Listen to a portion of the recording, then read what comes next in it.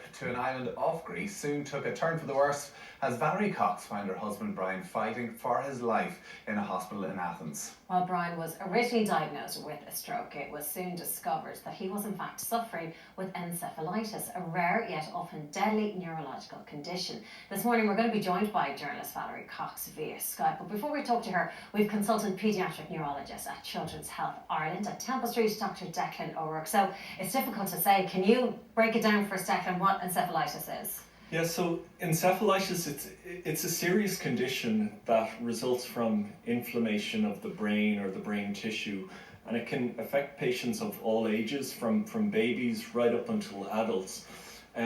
Broadly speaking, we consider two types of encephalitis. So there's infectious encephalitis, which is often a virus and often a rare manifestation of sometimes a common virus. And then there's autoimmune encephalitis, where the body's immune system starts to attack the brain.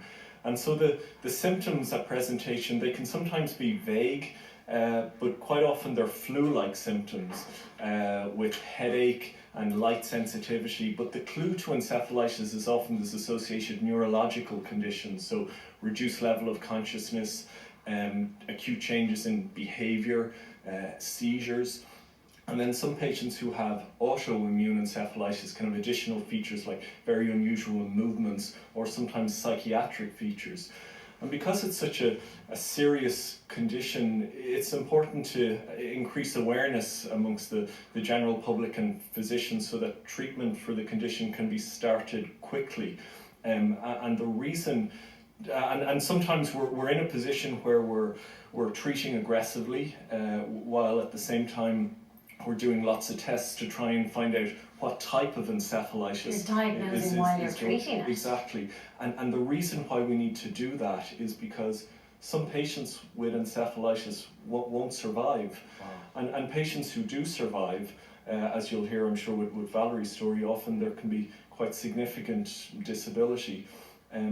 Sometimes that disability is physical, but sometimes it's what we call a hidden disability, whereby patients can have difficulty with memory, difficulty controlling their emotions, chronic fatigue, and seizures. And we consider encephalitis as an acquired brain injury, and so patients can have difficulty in social situations, returning to school, returning to work. They'll need a lot of support. Let's hear a little bit more from her. Now Valerie joins us on Skype. Valerie, good morning. Can you tell us about your trip to Greece and then your husband Brian, how he thought he had a stroke but it turned out to be much more serious? Well, yes, in fact, in his first instance before he just had the flu, it was our third time in Greece and we were on the island of Chios working with refugees. Brian was involved in a feeding programme. And conditions were absolutely dire. So we were there a while, and the next thing, Brian came down with flu symptoms, as we thought. And the following morning, he couldn't move. So we went to the local hospital. Now, it was a tiny island, a little cottage hospital. Nobody had ever seen encephalitis before, and they diagnosed it as a stroke. Now, it didn't seem like a stroke. But a few days later, obviously he had no treatment. And the treatment, the immediate treatment, and this is where it's so important people know about encephalitis.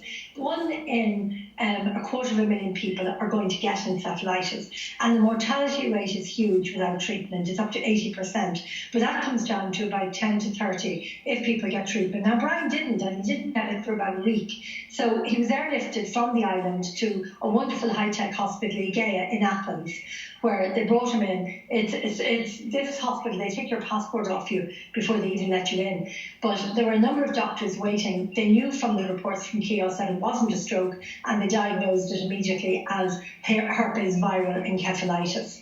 So they started the treatment immediately. Before we left the island, Brian had had a brain seizure. He'd gone into a coma. He was on life support. And when they got him there, they didn't hold out too much hope for him. They told me he'd probably pass in the next few hours. So funny enough, I actually never believed he was going to die. But they gave him all the treatment. He was there for a couple of months. He was in ICU. And eventually he stabilised. Now, he was still unconscious. He stabilised. and he wasn't moving at all. It was actually quite frightening. And I remember one day we were in there, and my daughter Emily looked at him and she said, "I think his eyebrow is moving." And like, that's how desperate you are and how excited you get for anything. So he was airlifted back to Dublin, and thank God for travel insurance. Do not go beyond Bray without it. And he was in St. Vincent's Hospital for almost a year and a half. Now, he did wake up. When he was in ICU in Vincent's, he had a wonderful neurologist who's with him to this day, Professor Chris McGuigan, and he always believed in Brian. But they did warn us. They said, look, he may not wake, and if he does wake, he may not be there. But he did wake, and he woke as himself, but with awful injuries.